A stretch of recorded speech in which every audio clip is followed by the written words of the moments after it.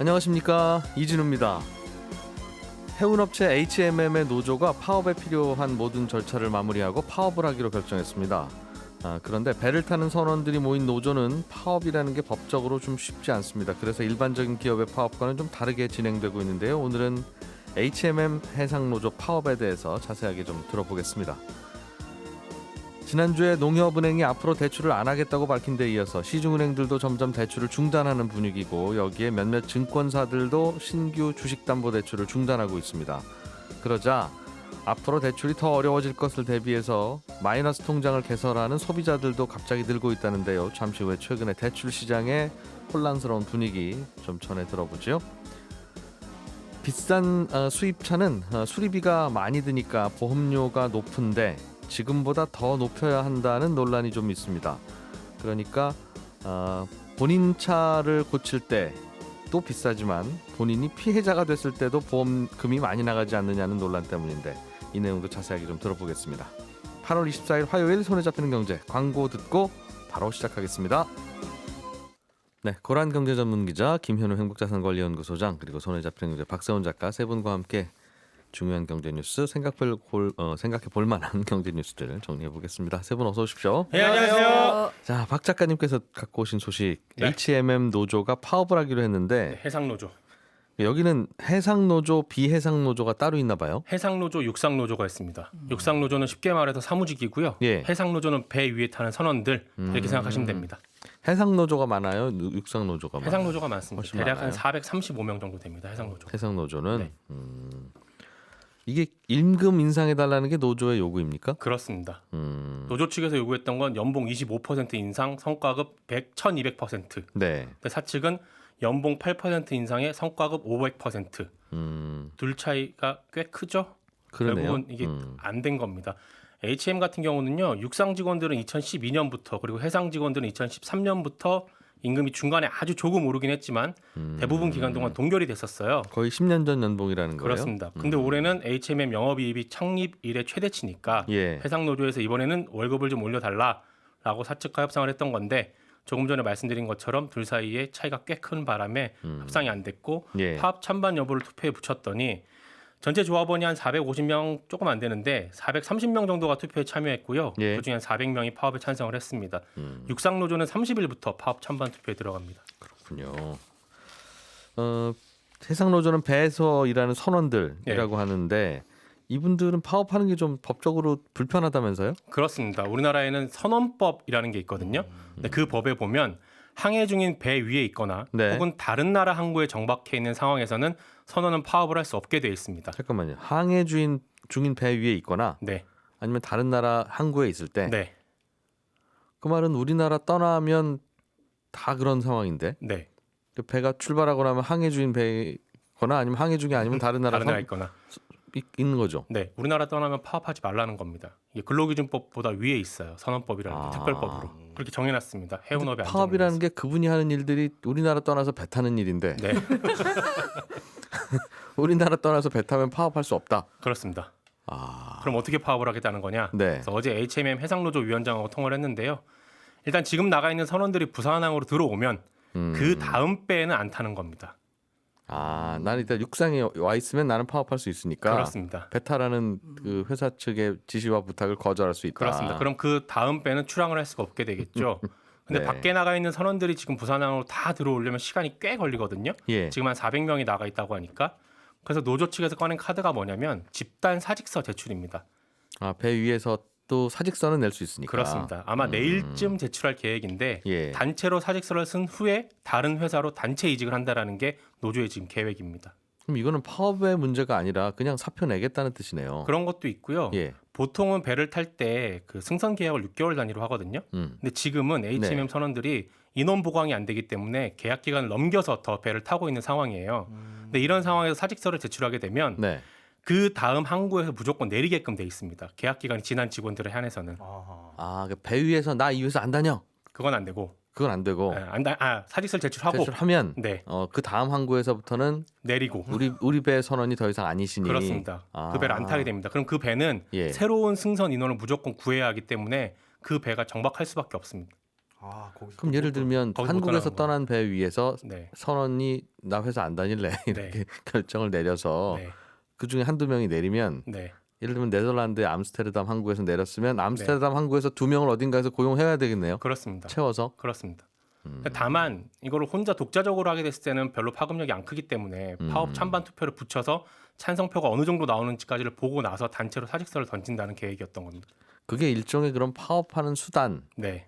겁니까? 아니면 아유 이건 뭐 임금협상 하나마나 나 이 회사 안 다니고 싶습니다. 그런 쪽입니까? 전자인 것 같습니다. 사측을 좀 약간 압박하려는 의도인 것 같아요. 지금 예. 이분들이 단체로 이직을 하려고 하는 곳이 스위스 예. 선사인 MSC라는 곳이에요. 네. 여기가 글로벌 2위 선사인데 여기가 최근에 점유율 1위인 덴마크 머스크 잡아보겠다고 100척 정도 배를 더 늘리고 있거든요. 네. 그러면서 MSC가 최근에 처음으로 한국인 선원을 채용한다는 공고를 냈어요. 그래서 어제 MSC에서 낸 공고문을 찾아봤는데 직급별로 따져보니까 HMM에서 주고 있는 임금보다는 적게는 1.5배, 많게는 2배 정도 더 주고 있습니다. 그래서 노조 측에서는 HMM에 남아서 파업을 이어가기보다는 이참에 MSC로 단체 이직을 하겠다라는 계획이고 이 계획이 정말로 통할지 안 통할지 모르겠습니다만은 예. 일단은 사측을 압박하는 카드로 활용을 하고 있는 것 같습니다. 이게 사측을 압박하는 카드가 되려면 네, 이게 말이 돼야 되잖아요. 그렇습니다. 예를 들면 A 자동차 노조가 파업을 하다가 우리 그냥 단체로 다 B 자동차로 갈 겁니다. 네, 그러면 B 자동차가 받아주느냐 네, 아니면 이게 말이 되느냐 서로 네, 그런 상황인 건지 말이 되면 어유 큰일 났네 라는 네. 생각을 할 거고 말이 안 되면 아니 저분들은 말 안 되는 얘기를 하실까 싶을 텐데 그래서 어제 MSC 측에 인터뷰를 요청해 봤는데 MSC 코리아랑 통화를 해보니까 그거는 저기 스위스 제네바에 있는 본사에서 진행하는 사항이라 저희는 알 수가 없습니다라는 답변까지 받았거든요.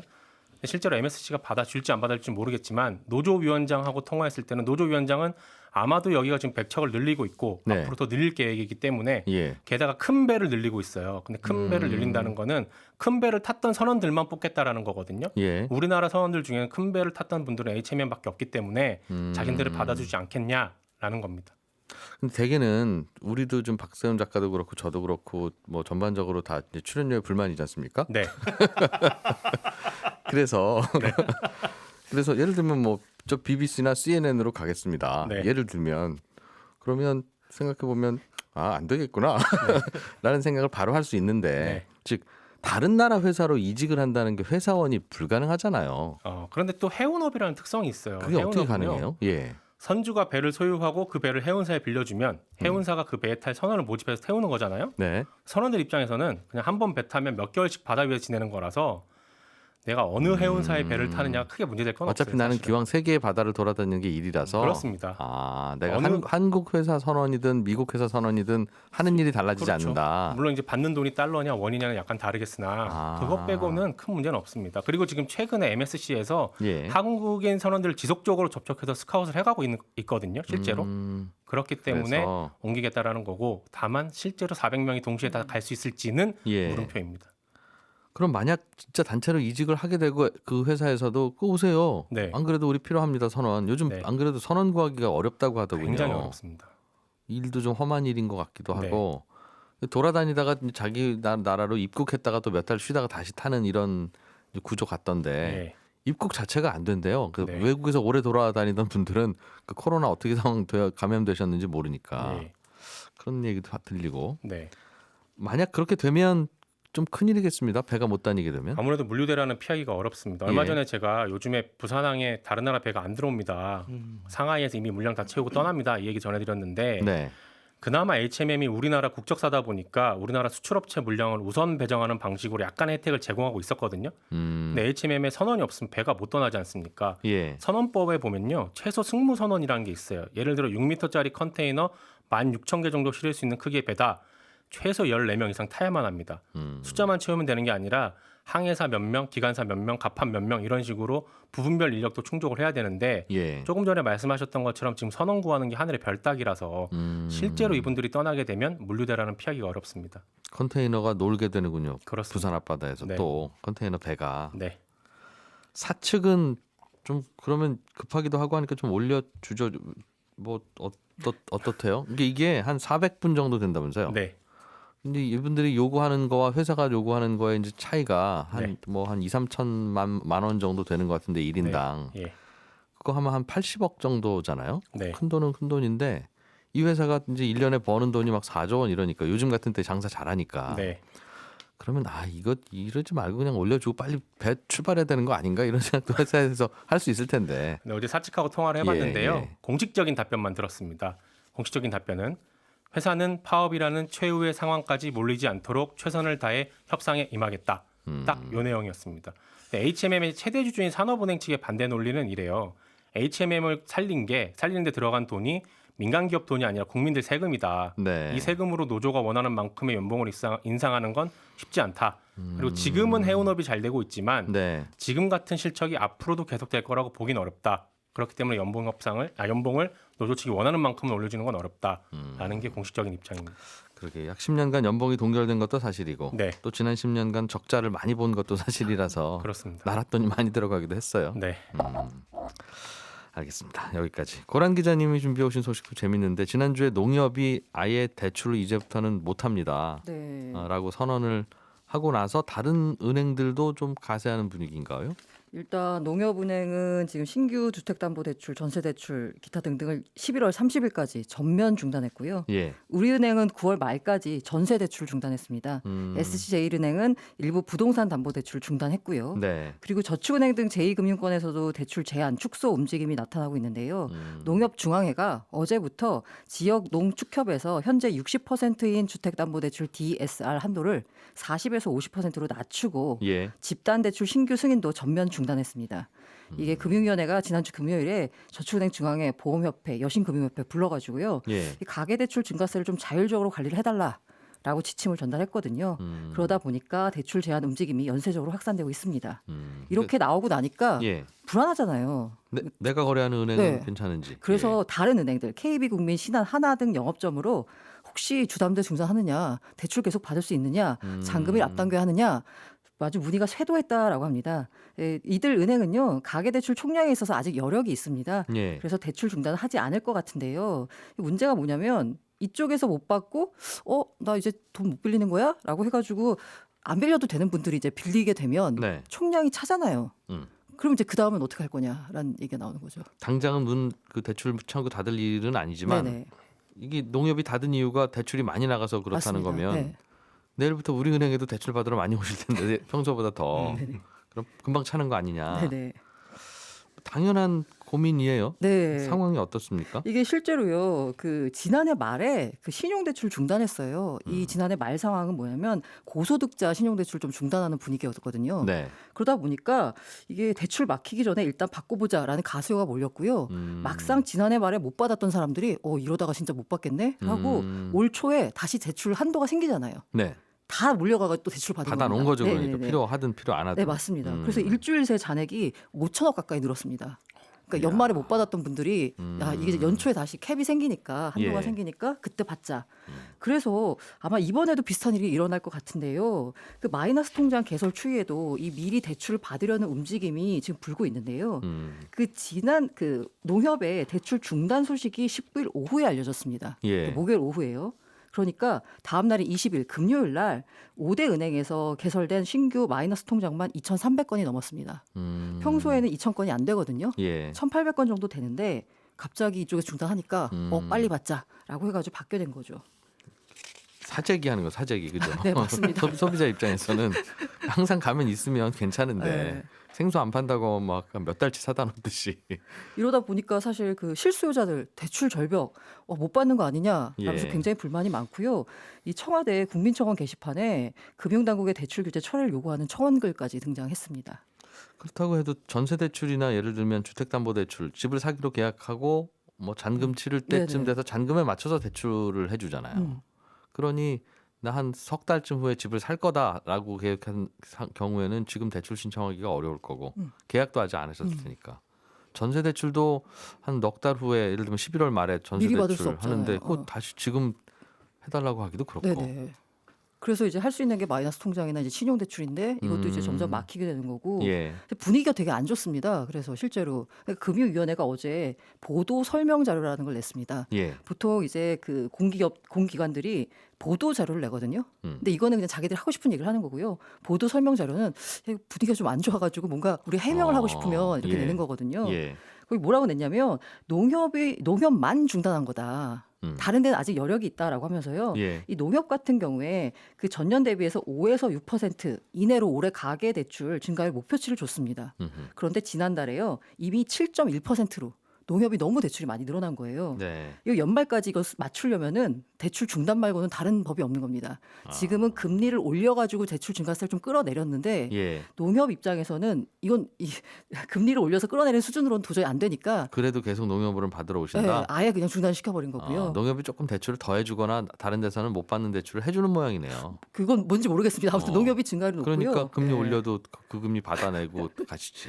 네, 받아가시지. 그래서 이제 반면에 다른 은행은 괜찮다라고 하면서 금융위원회가 제시한 게 KB국민, 신한, 우리은행의 가계대출 증가율이 예. 지난달 기준으로 2%대라는 겁니다. 그러니까 아직 여력이 좀 있잖아요. 예. 그러니까 이들 일부 은행에 한해서 대출이 중단된 거지 네. 전체적인 대출 절벽은 안 올 거다라는 게 금융위원회의 입장입니다. 그렇군요. 알겠습니다. 증권사도 뭐 대출 중단을 한다는 건데 이거 여기는 부동산과 관련은 없는 대출인데도 여기는 네. 왜 조여요? 여기는 부동산과 관련이 없고 그냥 B2가 너무 많아서 아. 빚내서 투자하는 게 예. 증권사별로 빌려줄 수 있는 돈의 한도가 있습니다. 자기 자본의 200%까지만 빌려줄 수 있거든요. 예. 최근 들어서 너무 빚을 내가지고 투자하는 분들이 많아서 이걸 이제 신용융자 거래라고 하잖아요. 네. 이게 너무 많아서 이 한도가 다 찬 겁니다.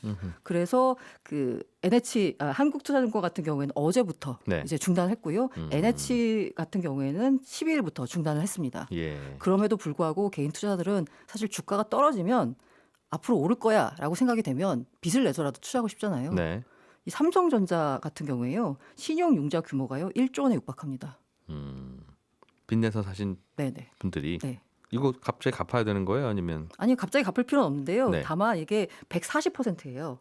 제가 만약에 담보 비율이 140%로 설정이 돼서 예. 5천만 원 빌리면 7천만 원 상당의 주식이나 현금이 있어야 됩니다. 그 담보 비율 적용하는 비율을 좀 바꾼 겁니까 그럼? 아니요. 그 담보 비율이 만약에 이제 그 주가가 떨어지면 네. 돈을 더 넣어야 되잖아요. 그건 그렇죠. 돈을 못 넣으면 반대 반대 매매. 매매가 나갑니다. 예. 그래서 20일 날 반대 매매가 400억 넘게 나왔습니다. 요즘 나가고 있다. 주가 네네. 내리면 네네. 근데 앞으로 신규로는 잘 안 해줄 거다. 신규는 잘 안 해주는 게 아니라 그냥 안 해줍니다. 아예. 네네. 그러니까 자꾸 신규로 갑자기 이렇게 닫히는 경우들이 생기니까 네. 미리 받아놔야 되는 게 되는 거예요. 점점 대출이라고 하는 걸. 참. 김현우 소장님, 예. 비싼 차는 사고가 나면 수리비가 비싸죠. 네. 내 차가 비싸니까 내가 내 차 고칠 때도 비싸고 네. 다른 차하고 부딪혔으면 다른 차가 내 차 고쳐줘야 되잖아요. 네, 그렇죠. 그럴 때도 비싸고. 맞습니다. 그래서 보험료는 비쌀 것 같은데 네. 이미 비싸지 않아요? 더 비싸게 해야 된다는 목소리가 있다면서요? 맞습니다. 더 비싸게 해야 되는데 그걸 그렇다고 올리는 것도 문제가 있다. 고민 좀 해봐야 된다라는 겁니다. 이게 가격이 비싼 차 같은 경우 사고 시에 예. 가격이 비싼 차 쪽에 과실이 크더라도 받아가는 보험금이 많을 수가 있습니다. 이게 무슨 뜻이냐면 예를 들어서 설명을 해드리자면요. 예. 1억짜리 차가 있고 2천만 원짜리 차가 있습니다. 네. 과실은 1억짜리 차 쪽이 80%, 2천만 원짜리 쪽이 20%. 네. 그러니까 1억짜리 차가 잘못했죠. 네. 그런데 수리비는 똑같이 10%가 망가졌다. 그래서 네. 1억짜리 차량은 1,000만 원, 네. 2천만 원짜리 차량은 200만 원의 손해가 발생을 했을 때 총 1,200만 원의 손실이 양쪽 차 합쳐서 발생했네요. 그렇죠. 그런데 예. 1억짜리 차량 입장에서는 내 과실이 80%니까 내 1,000만 원 중에 80%인 800만 원은 자차에서 부담을 하고 네. 나머지 20%인 200만 원 상대방에게 받습니다. 예. 이런 식이죠. 그리고 2천만 원짜리 차량 입장에서는 200만 원 손해가 발생을 했는데 네. 내 과실은 20%니까 40만 원은 내 자차에서 해결을 하고 네. 160만 원을 상대방 보험사에서 받아요. 어쨌든 전체 과실의 80%를 잘못한 사람이 내는 거네요. 그렇죠. 80% 잘못한 분이. 네. 그런데 전체 과실의 80%를 잘못한 쪽 고가 차량에서 내기는 하지만 네. 전체 피해액 중에 대부분을 차지하는 게 고가차다 보니까 아하. 오히려 과실이 적은 쪽 보험사로부터 받는 보험금의 그 규모는 예. 더 커져버리는 문제가 생기는 거예요. 그런데 아까 말씀하신 대로 자차 보험, 내 차가 망가졌을 때 내 차를 고치기 위한 자차 보험료는 네. 비싼 차가 비싸게 냅니다. 하지만 이렇게 상대방의 자동차를 망가뜨렸을 때 보상을 해주는 보험금에 대한 대물보험, 예. 이 보험료는 내가 비싼 차를 타든 싼 차를 타든 상관없이 똑같이 내거든요. 뭐 사고 요율 이런 것만 계산해서. 네. 그러니까 내 차량 가격하고는 사실 상관이 없는 거죠.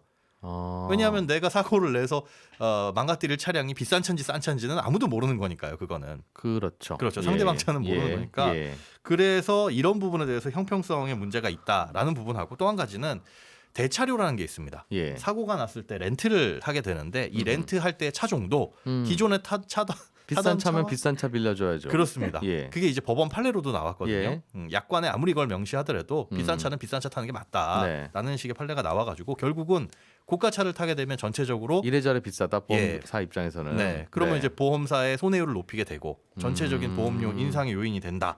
그리고 고가차 보유자와 그렇지 않은 일반차 보유자 간에 보험료 부담의 형평성의 문제가 생긴다. 그렇죠. 맞아요. 예, 상해 보험 같은 거 있잖아요. 뭐, 네. 뭐 예를 들면 하다 뭐 다치면 얼굴 다치면 보상해주고 하는 거. 네. 그 영화 배우나 탤런트는 더 비싸게 받아야죠. 그런 논리입니다. 그렇죠. 그런 논리. 예를 들면 제가 예를 들면 정우성 씨 죄송합니다. 예를 들면 정우성 씨하고 이렇게 시비가 붙어서 네. 제가 9대 맞고 네. 정우성 씨가 한 대 때렸어요. 네. 뭐 그러면 제가 훨씬 더 많이 물어드려야 되잖아요. 그렇죠. 그런 거죠. 그런 그런데 거. 상해 보험료는 똑같은 돈을 내겠죠. 그래서 그런 그래서, 부분입니다. 어떻게 하자는 겁니까? 이게 두 가지를 고민해봐야 되는데요. 먼저 법리적인 영역이에요. 고가 차량에 그런 보험료를 올려받아도 되냐라고 예. 했을 때 그게 사실은 적당한 법리적인 이유가 있느냐요. 예를 들어서 제가 친구랑 놀다가 친구의 고가의 시계를 망가뜨렸어요. 그런데 그 시계가 너무 비싸서 네. 야 너는 무슨 수준에 안 맞게 이렇게 비싼 시계를 차고 다녀? 그 반만 물어줄게. 이거는 말이 안 되잖아요. 그렇죠. 그가 비싼 차를 몰거나 비싼 시계를 차거나 이거는 상관이 없이 다 완전 배상해야 되는 게 손해배상의 원칙입니다. 여기에서 어떤 불이익을 주거나 보험료를 인상하는 것도 불이익이니까요. 예. 이게 법리적으로는 맞지 않을 수 있다는 부분하고 그다음에 보험료 산출 원리에 있어서도 이 부분이 사실은 적합하냐. 그러니까 내 차의 보험료를 올리는 게 상대방 보험사와 무슨 상관이 있느냐. 이런 부분에 대한 문제들도 남아 있습니다. 그래서 비싼 차 많이 다녀서 그래서 배상의 범위도 높이고 괜히 내가 보험료 더 내기도 해요 지금까지는. 예, 예. 그런데 그걸 비싼 차들이 내지 왜 내가 내냐? 맞습니다. 그런 논리죠. 예. 예. 예, 잠시 후 11시 5분부터 이어지는 손에 잡히는 문제 플러스에서는 고기인 듯 고기 아닌 고기 같은 대체육 시장에 대해서 자세하게 좀 살펴보겠습니다. 저는 11시 5분에 다시 돌아오겠고요. 지금 그 경북, 울릉도, 독도 지역에 강풍 경보가 발표됐고 전북, 임실, 순창 지역에는 호우 경보가 발표됐습니다. 안전에 유의하셔야 되겠습니다. 잠시 후 11시 5분에 전 다시 찾아오겠습니다. 이진우였습니다. 고맙습니다.